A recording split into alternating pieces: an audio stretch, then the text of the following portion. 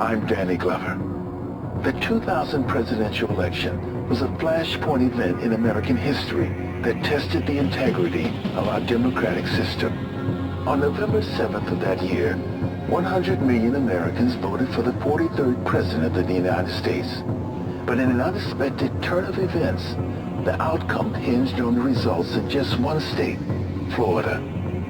Florida became the battleground for the presidency of the United States, a battle fought between the Republican and Democratic parties in the struggle to capture the most powerful office in the world. The world was riveted by this political contest. The frenzied media created a cloud of confusion as they scrambled to make sense of this event. Behind that cloud was a disturbing election marred by suspicious irregularities, electoral injustices, and sinister voter purges in a state governed by the winning candidate's brother. In an unprecedented decision by the Supreme Court, George W. Bush was declared the winner.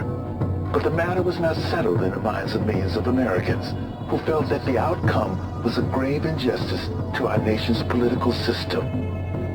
The documentary you're about to see is a chronicle of what happened in Florida and the chilling story of the undermining of democracy in America.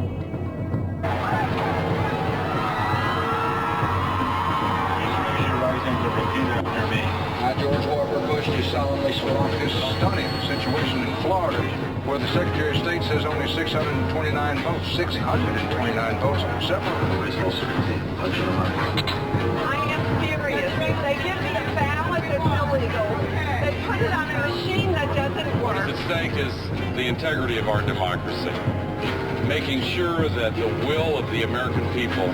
Many people probably voted for Buchanan, meaning to vote for Gore. What happens? Do we go to jail? Because I'm willing to go to jail. I just felt that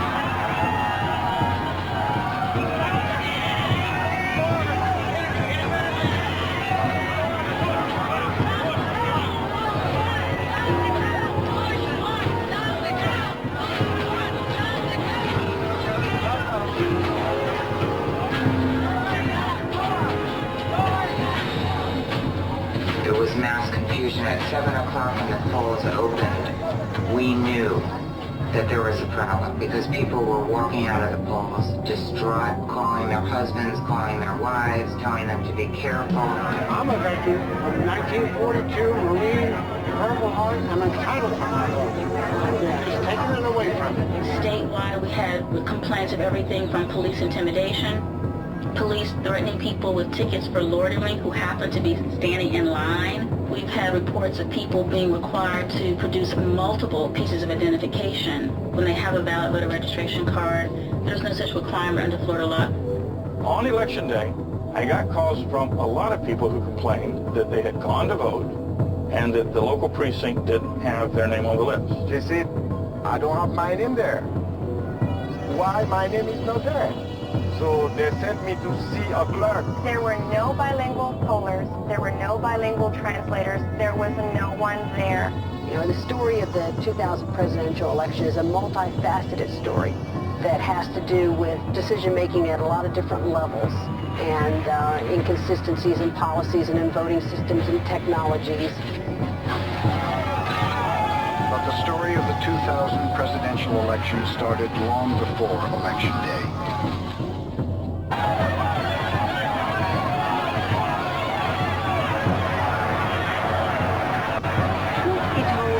did not expect to be campaigning in Florida this hard, this late.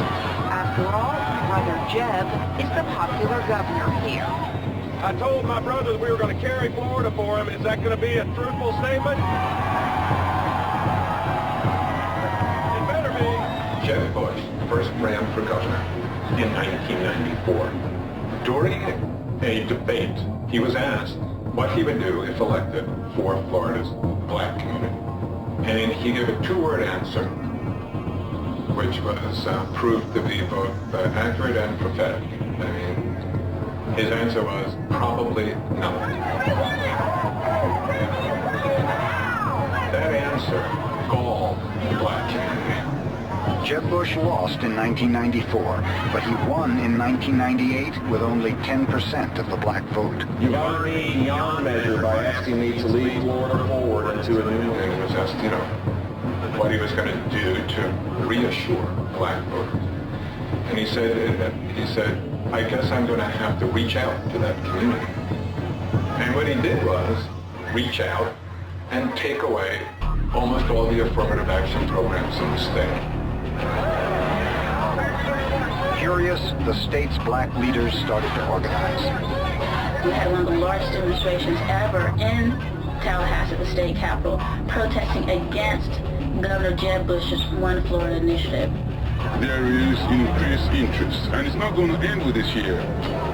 Blacks decided right then that they were going to mount a voter registration campaign. All the civil rights organizations from around the country had offices set up here in Florida. We did tours around the state, going into rural communities, urban communities, community centers, all the way up to corporate buildings. We had cards that people signed that said they were going to bring 5 people to the polls with them. So it was an early voter mobilization program. It's a union, it's a statement, all of us coming together and saying that we're not just here. We want to make a difference. Their efforts paid off. 65% more black voters went to the polls than in the previous election. I'm voting Democrat all the way. But when election day came, there were unexpected obstacles. As the precincts closed later that evening, we began to get reports here at the Student Government Association from just different students about either not having their voter registration card, going to their precinct that they had voted at before, and now being told that they weren't on the roster, that their names have been purged. Many more irregularities were confirmed when the NAACP held hearings a few days after the election. I showed the poll worker my identification, and he looked at the roll, and he looked at me, and he said, "We have a problem, you're not on the roll." I did nothing wrong. I voted in this county. There's no reason why I should not have been on that roll, but I was not on that roll, and I was not allowed to vote. These irregularities were reported throughout the state. This effort is to establish a record, a public record, that will further assist the Justice Department, which doesn't seem to be actively trying to establish its own record, with respect to whether or not there have been violations of civil rights and civil rights law, maybe. But the most serious voting rights violation was the misuse of something called the felon purge list. There was some type of list of voters that were being purged so that voters were being removed from the registries by the Secretary of State, Katherine Harris, and by Jeb Bush's office. The list was based on an old Florida law that prevents ex-offenders from voting.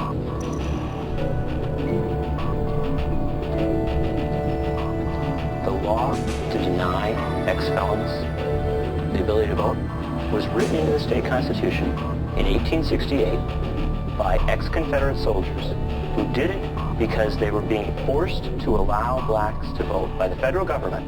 And so they wrote this law in specifically to deny as many blacks as possible their franchise.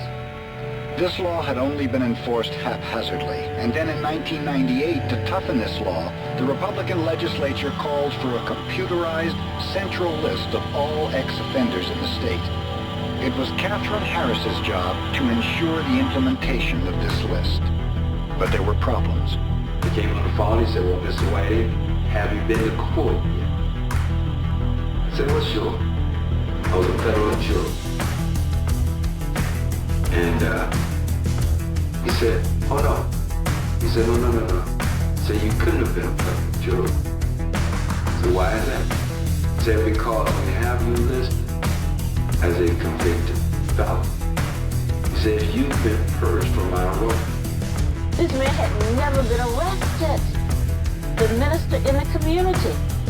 But yet they had identified him as a felon. The bill that was passed by the legislature called for the hiring of a private data crunching firm to identify individuals who should be purged from the voter rolls. Database technology started to create lists of possible matches. Florida officials told DBT to use loose parameters in setting up the database. Blacks represented more than half the names on this purge list. Since blacks vote over 90% Democratic, the state's instructions eliminated thousands of Democratic voters from the rolls. And I'll tell you how they did it. They said, don't match middle initial. Don't worry about that. Date of birth? Don't worry about that. It can be close. Junior, senior? Don't worry about that. First name, only use the first 4 letters. If the rest of the letters don't match, don't worry about that. Let me give you an example. Here's Johnny Jackson Jr. He's matched with a felon in Texas named John Fitzgerald Jackson. You notice that there's no junior. You notice that there's a Fitzgerald. There's no middle name on the Florida voter. Johnny is his legal name, and yet this is John. It's not a complete match. When you're talking about somebody's right to vote, you don't throw out that wide net, and you don't say, even if the gender doesn't match, even if their race doesn't match, you go ahead and consider that a match. Go to Leon County, which is Tallahassee, the state capital, where one election supervisor had gone name by name by name to verify. The list that we received contains 690 felons supposedly registered in Leon County. When we spent an intensive 2-week computer analysis of that data, we were able to confirm 33 of those 690 as felons. 95% of the names that he checked were names of people who had never committed a crime. They just happened to share a name and a rough birthday with someone who had committed a crime. Marlene Thorogood, a project manager for DBT, had some doubts about these purge lists. One of her emails says, we're going to get a lot of false positives here. That means people on the list who shouldn't be there. And Emmett Mitchell, the 4th Assistant General Counsel for the Division of Elections, answered her, and this was in late March 1999, that that's the way we want it. See this guy, Thomas Cooper? Thomas Cooper was born in 1973, and then it says he was convicted of a felony on January 30th, 2007. The clerks wrote notes saying, that there are people convicted in the future here. What should we do? The answer from the Republican functionaries was blank out the conviction dates, and no one will know. There are 4,000 blank conviction dates. Now you have to understand, under Florida law, a supervisor who gets a list from Catherine Harris has to remove the name. They have no choice unless they have specific evidence that there's an error on that name. How do the supervisors figure that out? What tools do we have at our disposal other than sending someone a letter? Letters saying, you're listed as a felon. If that's not true, send us documentations and papers and we'll check it out. People were considered guilty and had to prove themselves innocent to the state before they could be allowed to vote. I mean, in our county, for example, we had about 300 names, and we never even sent those folks letters because they were not matches at all, according to us.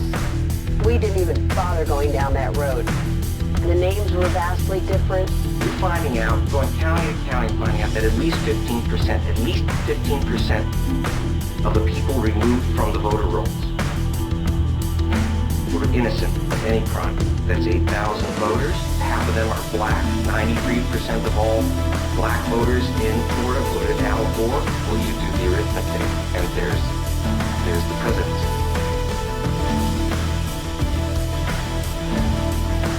Catherine Harris, who's in charge of the entire voter purge project, she's also the co-chair of the George W. Bush for President campaign in Florida. Clayton Roberts, the director of the Division of Elections under Catherine Harris, was asked why this list was so inaccurate and who was responsible. They do what we contract them to do. We have a statute that says we have to have a private company do this. We put it out for bid. They got the bid. I don't think I'm done with this interview. Wait, well, let me just show you the contract, if I could. Mr. Roberts, wait.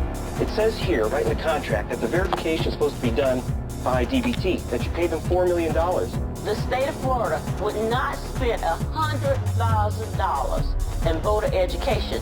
But the state of Florida spent $4 million identifying felons. Then, county election supervisors found another flaw. Ex-offenders from other states who had their voting rights restored were also purged. My rights were taken from me. My rights were stripped. Unlike other people, when I came from New York City, I had right to vote. But when I went to vote one day and applied to vote, I was told that I couldn't vote. And I said, what do you mean I can't vote? He said, well, because you're a felon. I said, I know I'm a felon. I don't have anything to hide from you. Well, felons in this state can't vote. I said, what do you mean felons in this state can't vote? They mentioned that they wrote a note to Catherine Harris's office saying, well, we're not supposed to purge these people, are we? And they got back a note from Jeb Bush's office saying, if there's someone from another state who comes into Florida with their civil rights, but may have had a record, they have to ask Jeb Bush for permission to vote. That position has been rejected by the state Supreme Court, by a federal court. It was clearly illegal for them to insist that people have to go through the clemency process if they came from another state in which their rights were automatically restored. Over 2,800 ex-felons who had moved to Florida and whose voting rights had been restored were illegally purged from the voter rolls. 93% of the people who come out of prison vote Democratic. So they knew exactly who they were removing from the voter rolls. There was no guesswork here. You had a Republican governor whose brother was running as a Republican for President of the United States, deciding how many of these potential Democratic votes were going to be cast. In January 2001, the U.S. Commission on Civil Rights held hearings in Florida on voting irregularities. The commission heard testimony from George Bruder, project manager for DBT. There's no doubt the list included a number of what we call false positives, as the Division of Election required the exceptions list to be very broad. We advised the state of the likelihood of a significant number of false positives and made recommendations to reduce those numbers. However, and I quote, we wanted these lists to be fairly broad and encompassing, said Emmett Bucky Mitchell, a former Division of Elections lawyer who headed the purge effort. It's databases, a Secretary of State who is a chairman of a political campaign working with the brother of the presidential candidate. We thought that the issue of race and voting was settled in 1965 after the assassination of Martin Luther King Voting Rights Act of 65. Now we're back to the basic issue. Do black people have the right to vote? Except this time it's not George Wallace standing in the doorway of the schoolhouse saying segregation now and forever. Now it's done quietly and with computers.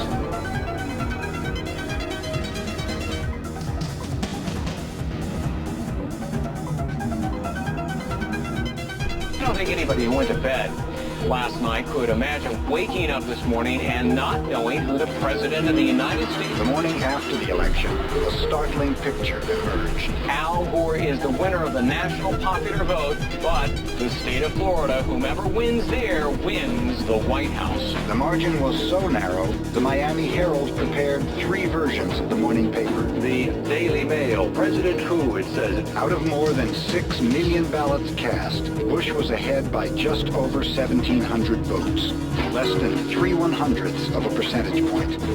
Florida law requires a machine recount if the difference is less than 1/2 of 1%. So the Division of Elections ordered all 67 counties to recount. Supervisors of elections are complying with our request to try to get the recount done by this evening. The recount that's occurring in Florida is an automatic recount based on state law. It was not requested by the Gore campaign, and we've gone through those before. But there were, and still are, questions about how complete this mandatory recount really was.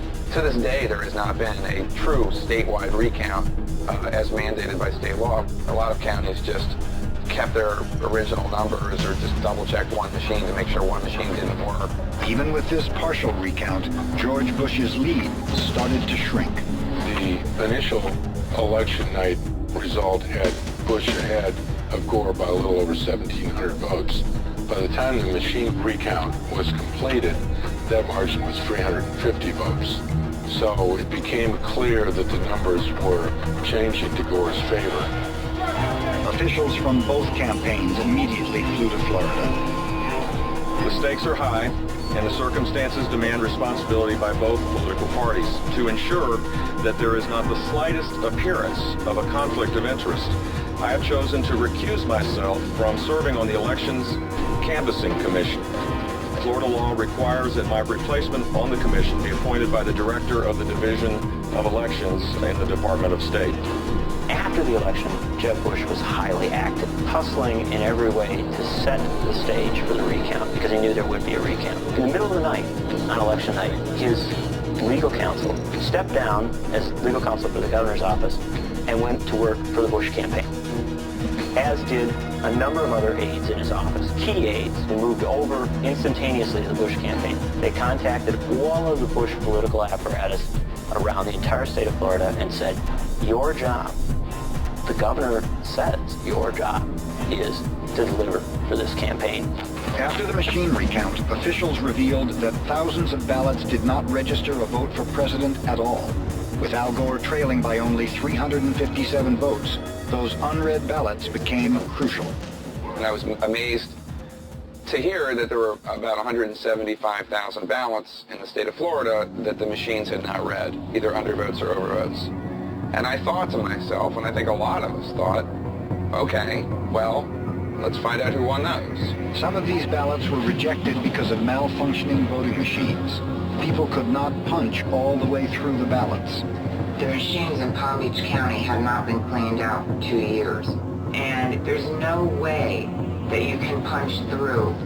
Other ballots were rejected because some counties had confusing ballot designs, like the infamous butterfly ballot in Palm Beach County.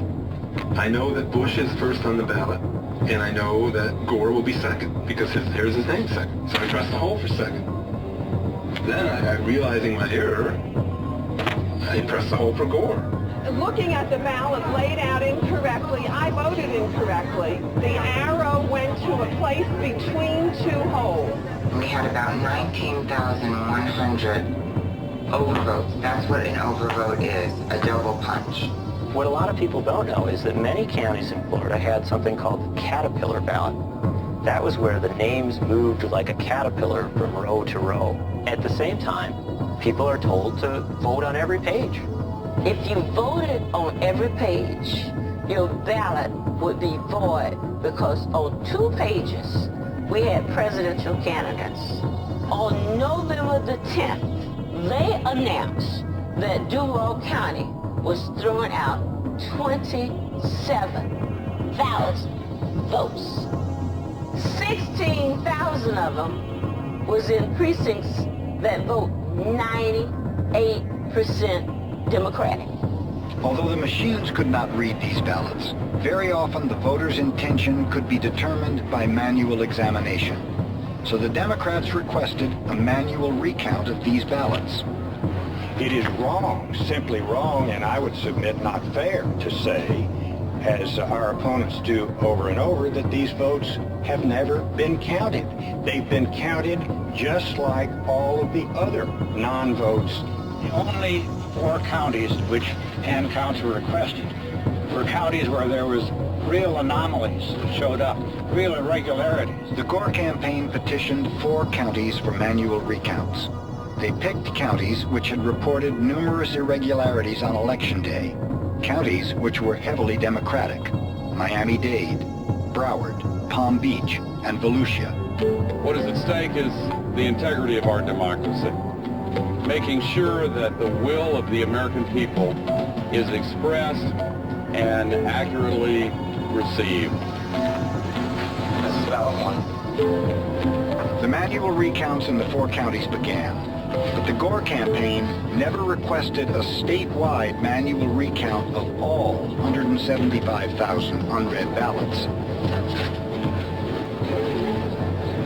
That decision was contrary to just basic recount strategy. The basic rule is if you're behind, you ask to recount everything.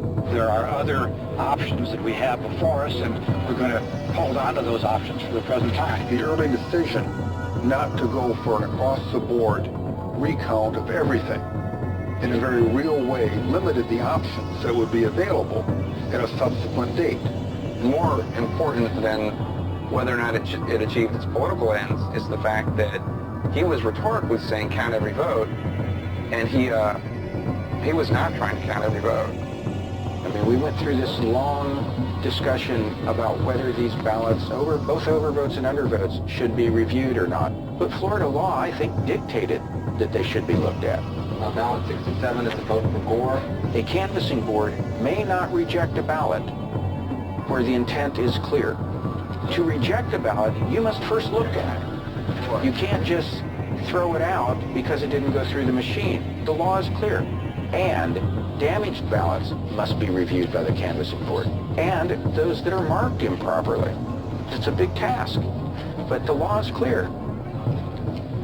Manual recounts of punch cards have been done literally thousands and thousands of times throughout the history of our country. And they always come out more accurate than the machine count election night. But the Republicans began to advance the idea that there was something wrong with manual recounts.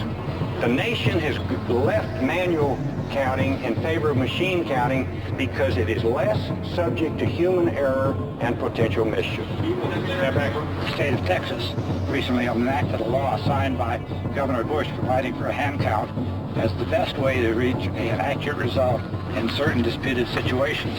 There's been a lot of talk about the Texas manual recount provision. It says a dimple Chad can be considered only where it also is accompanied by a clearly ascertainable intent of the voter to vote. They were completely mocking the idea of hand recounts when in fact George Bush, as governor of Texas in 1997, had signed one of the most liberal hand recount laws that exists into law. Basically the same law that they were mocking in Florida. If you're ahead, you try to prevent any recount from occurring. We're not judging the Republican strategy by what's in the public interest. The Gore strategy has to be judged by the same standard, what was in the best interest of their client.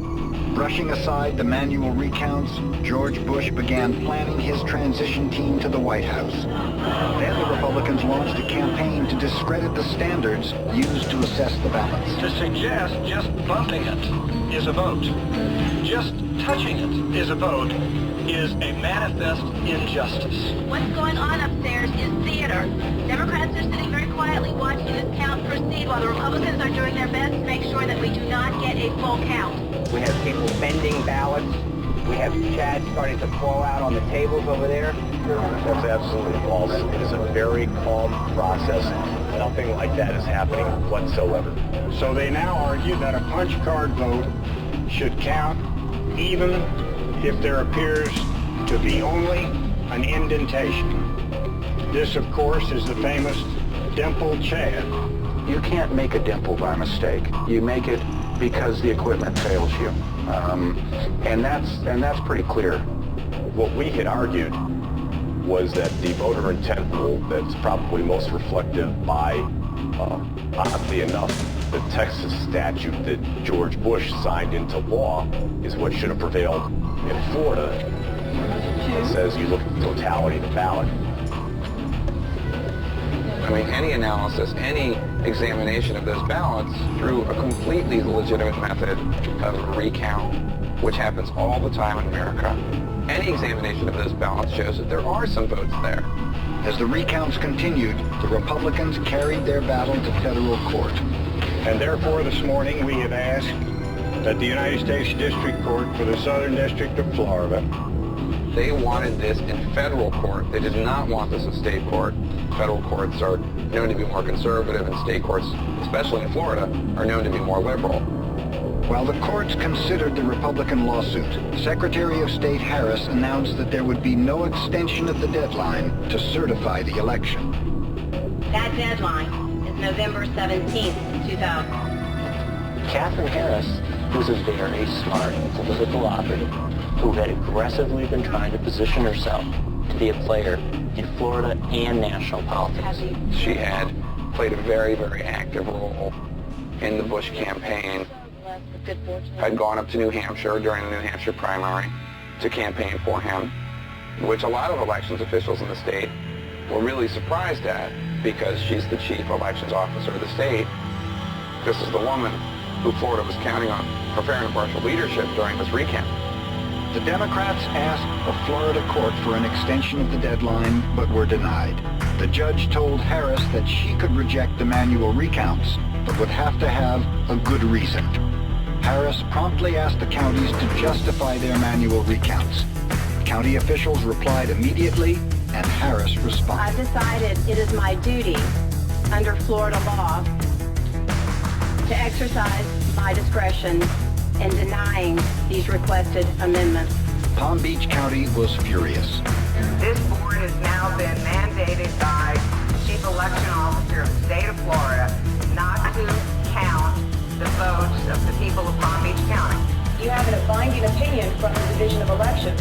What happens? Do we go to jail? Because I'm willing to go to jail. I just felt that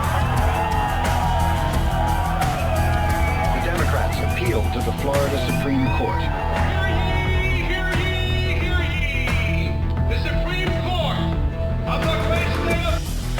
The court ordered Harris to delay certification until it could rule on the case. During the delay, the manual recounts continued.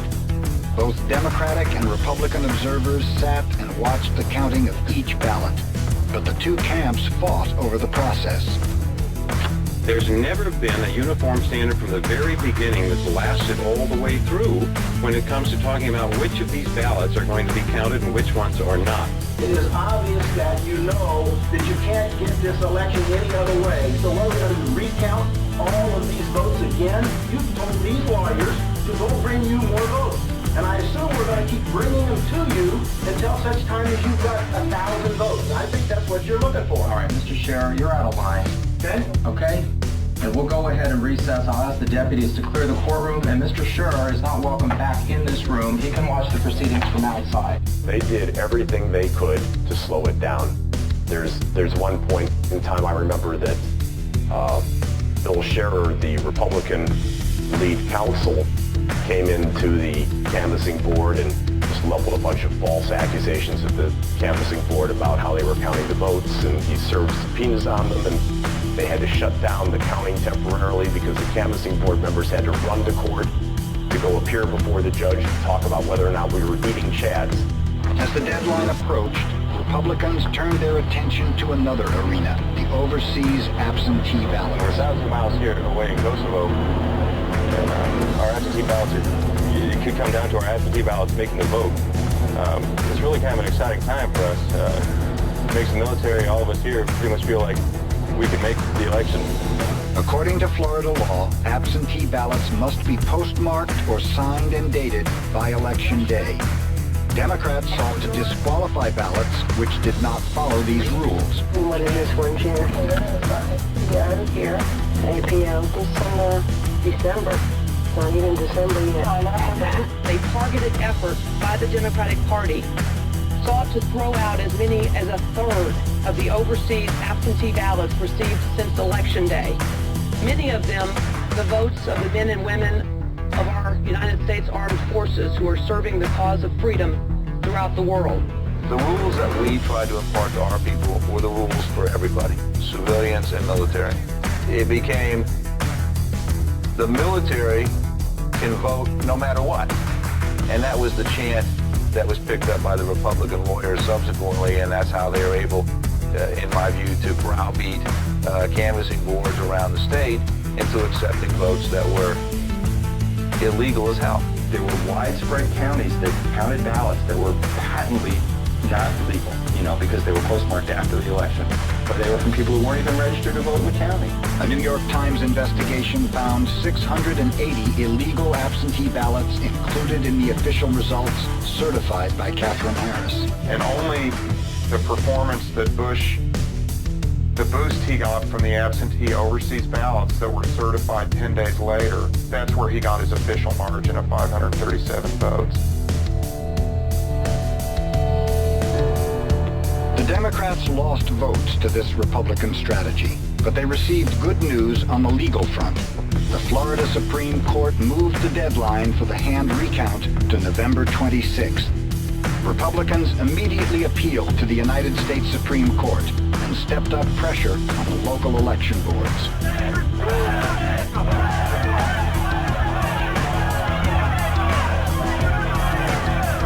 Raucous demonstration, including by congressional aides that had Republicans who had been flown in from Washington.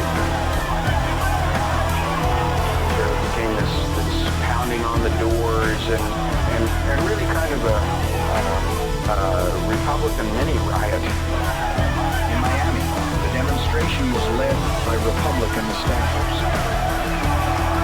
The canvassing board, when they did reassemble publicly, just decided to stop counting altogether.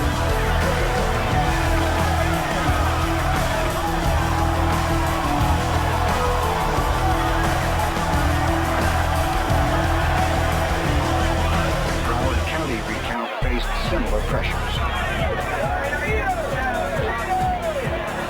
We will not let a group of paid widow operatives from out of state come into Broward County and stop the fair and accurate count that's going on in Broward County. When the deadline arrived, in Broward County there was a net gain of 563 votes for Al Gore. Volusia County showed a net gain of 96 votes for Gore. Palm Beach County was not able to finish by the deadline. They filed what they had completed and continued counting. But Catherine Harris rejected these returns. Palm Beach County has submitted a document that purports to be an amended return, but contains two different compilations of the presidential votes.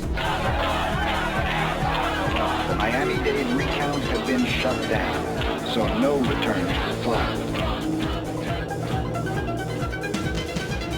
On November 26th, Catherine Harris made the official announcement. On behalf of the State Elections Canvassing Commission,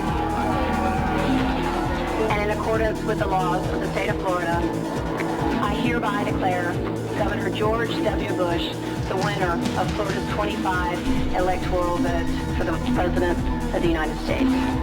The game seemed lost for the Democrats, but they approached the Florida courts to contest the election one last time.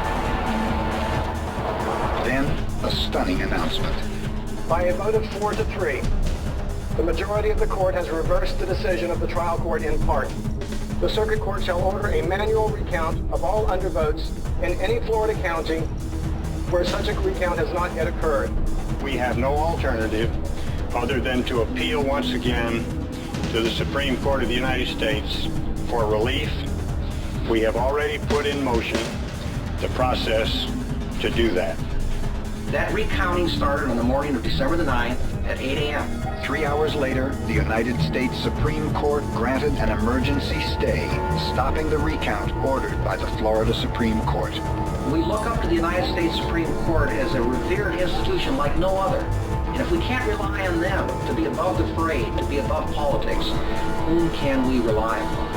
A very unusual late-night ruling from the United States Supreme Court. Lawyers, students, and history buffs line up to grab a copy of the ruling that ended it all. Court rules 5-4 that the recount ordered by the Florida Supreme Court is so flawed, there's no way to start it up again and make a decision ending any lingering hope of a recount.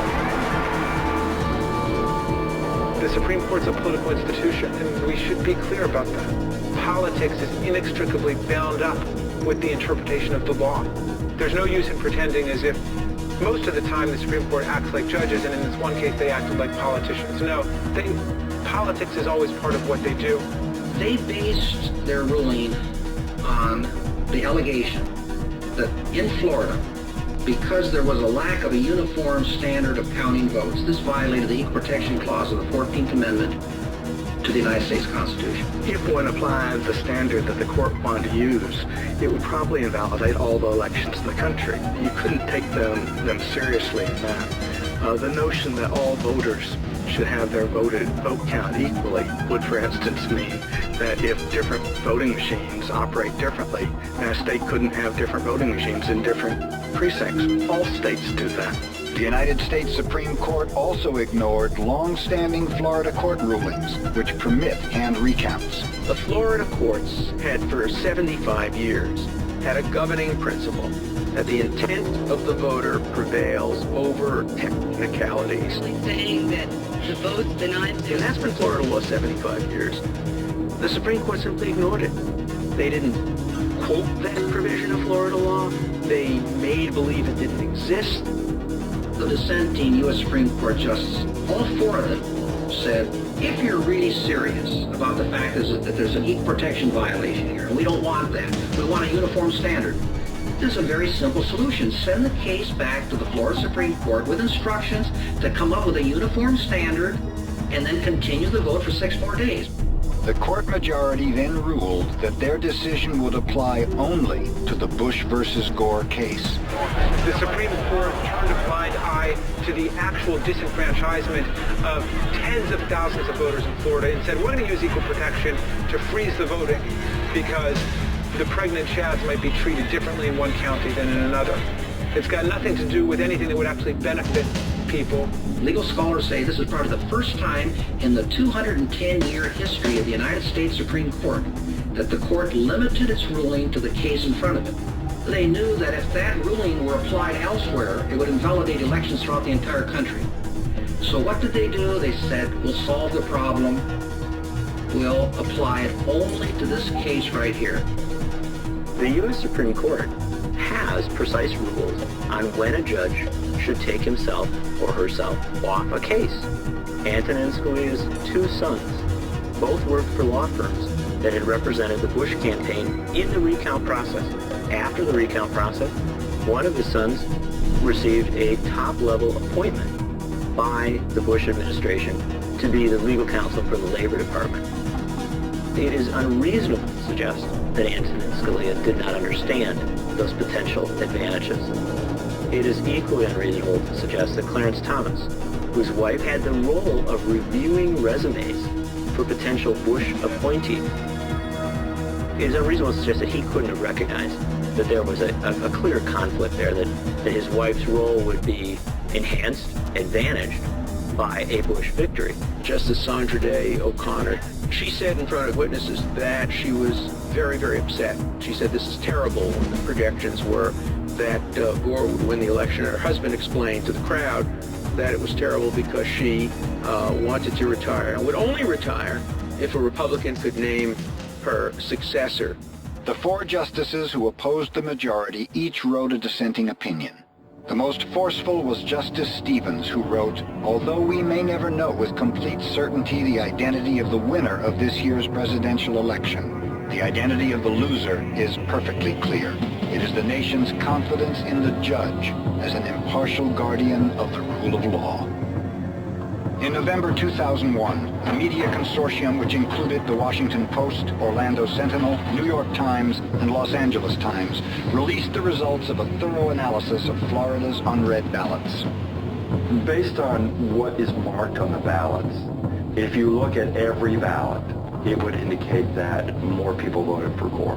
We found anywhere from 2,000 to 25,000 ballots out of these 175,000 ballots were, in fact, legal votes. The reason why there's a lot of retrievable overvotes is this pattern, particularly on optical ballots, where people vote the candidate and then they go to the bottom of the ballot, and at the bottom, after the candidates, it says write in candidate name. Well, a lot of people followed that instruction. They wrote it in again. The state law that was in play during the election specifically says you have to count such ballots as votes. It is only when the state's undervotes were counted that George Bush would have retained his lead. Well, how can some counties be counted and others not counted without discrimination?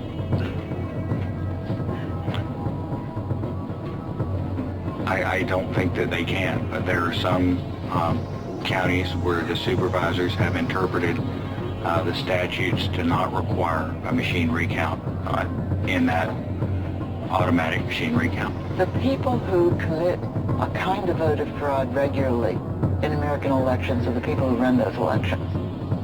And they do have an incentive because American elections are not run by nonpartisan officials. American elections are run by the parties. It's a way of fixing elections by trying to make it less likely that some people vote than other people vote. I think he himself, his own instincts, from what I've read, subsequently were that he should go for a statewide hand count. But he was talked out of it by some of his advisors. After the election, their job was to make sure that the votes were counted. All the votes, not just their own. They got so concerned about finding the 500 votes that they needed that they forgot their broader responsibility. So in the end, they settled on these 4 Democratic-leaning counties. And instead of getting or asking for a statewide recount of all 175,000 ballots that were unread, they focused on these 4. And I think that was a mistake. I think that was a serious mistake. But the Gore camp would have won. They would have pulled this thing off had they been good citizens. Had they actually gone out and said, we really do want every vote counted. We want to make sure that everybody's treated fairly. It's a hard task for an African-American person to really go out and vote because we're not sure whether this person is really for or against us. When people think that this election coming up that it's going to be all right, it's not going to be all right. They have plans for us. They have the money and they have the plan. Because if you take these same people back to the poll again and this happen again, you know what's going to happen at the next election? No one is going to show up. That's what they want you to do. They want you to get disgusted. That's just part of the plan, okay? You don't want, we got to keep on fighting, you keep on, you can't give up. Always remember that one person can make a difference in this world, but then you've got to get out and organize. The idea is to build a new generation of young people who are thinking about voting rights, about electoral reform, and about the weaknesses of democracy and how they tie to the issues that they care about. We recognize that this strange and sometimes twisted democracy that we have is our democracy nonetheless. It is what we make it. And so as stewards of that democracy, I think we have a very special responsibility to make sure that we improve upon it and that we leave a democracy and a democratic form of government and, quite frankly, a republic to the next generation that they can be proud of and recognize that it is one that has survived the test of time, and it will survive this, and it will get better because of this. In January 2001, a coalition of civil rights groups filed a lawsuit against Catherine Harris, the Florida Division of Elections and Database Technologies, alleging discrimination in the state's electoral system. The following year, the parties reached a settlement. As part of the settlement, Database Technologies identified voters who were wrongfully purged from the rolls, and the Florida Division of Elections agreed to restore those voters. Conservative estimates show that there were more than enough wrongfully purged voters to change the results of the presidential election. The United States Department of Justice investigated alleged irregularities in Florida during the 2000 presidential election. Justice Department officials found that 3 Florida counties failed to provide proper language assistance to voters. However, they dismissed all other alleged voting rights violations. While this chapter of American history came to a close, a new set of challenges to our democratic system emerged. In 2002, Congress passed federal legislation to replace outdated voting systems. Many states responded by purchasing fully computerized touchscreen voting machines. The Help America Vote Act provides billions of dollars in federal funding to states that eliminate older voting systems, which are specifically described as the punch card and the lever voting machines. People say there's been no fraud in touchscreen machines. Well, nobody really knows whether there's been fraud or not. There's absolutely no way to check. In an electronic voting system, the people who have direct access to the votes are the programmers and also the support technicians. I called some programmers, but if you wanted to rig one of these machines, how would you do it?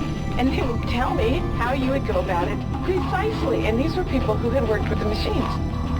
I walk up to the voting machine, and instead of touching the candidate that I want, I get 4 fingers out and I put them in particular spots on the screen at the same time, and I enable a secret mode that nobody knows about, but I have a contact who is one of the programmers of this machine, and at that point, it changes the tally to make 90% of the votes be for the candidate I wanted. In Georgia, some unexpected election results undermined voter confidence in the new technology. Georgia made a bulk purchase of touchscreen unauditable machines, and Georgia had 6 upsets. You had a Republican for the first time since the Civil War gain control of the governor's office, which totally flew in the face of the polls prior to that. And so Georgia was really disturbing, and nobody could check what happened in Georgia because there was no way to recount anything or audit anything. To complicate matters, voting machine manufacturers limit public oversight, claiming the vote counting software is their private property. If you have a situation, as we do now, where there isn't a way of holding the private contractor accountable if their machines make certain kinds of mistakes, and furthermore, if you have the elections offices being intensely dependent upon the technology expertise of the vendors, I think you have a very bad situation. And when anybody asks them, how does the machine work? Can we see the design of the machine? Can we see the code? The voting machine companies say no, that's proprietary. The owners and board members of companies that manufacture touchscreen voting systems have unsettling conflicts of interest. Some actively raise money for political parties and candidates, and one elected official was the head of a voting machine company, a company whose machines would later count his votes. Senator Chuck Hagel had owned and been the chairman and CEO of the company that counted his votes. And he had not disclosed it on his disclosure documents. He would list that he was a volunteer for the Red Cross, but he would omit that he was chairman of a voting company. We found out that 80% of the state of Nebraska was counted on the machines that his company built while he was the chairman of the company. At the time this film was produced, Congressman Rush Holt introduced legislation requiring all electronic voting machines to produce a paper record of each vote. Companion legislation was introduced in the Senate. It was apparent to me as a physicist, a technical sort of person, that things could go wrong. That means that we need another kind of audit, a backup. A piece of paper is durable and transparent to anyone who wants to look at it, whereas a piece of digital data is ephemeral and can be changed like that, and nobody would know about it. You shouldn't have to trust computer scientists. We don't want them running the world. And you shouldn't have to trust politicians. You should be able to verify for yourself that your vote counted and that there's some hope that in a recount your vote will continue to count. People have to act now. I mean, basically, elections have been handed over to the election community, which consists of vendors, election officials, and the people who orbit around them. As a rule, they're gung-ho for this conversion to touchscreen machines. Stopping that is going to depend on the American people. It has to be a grassroots effort to persuade the people that represent us that this is not what we want. We want a system we can trust. The United States was founded on the principles of democracy, equality, and individual freedom. The survival of our republic is our responsibility. Elections provide us the opportunity to uphold these ideals by participating in our democracy and exercising and protecting our precious right to vote. I'm Danny Glover. I encourage you to exercise your right to vote.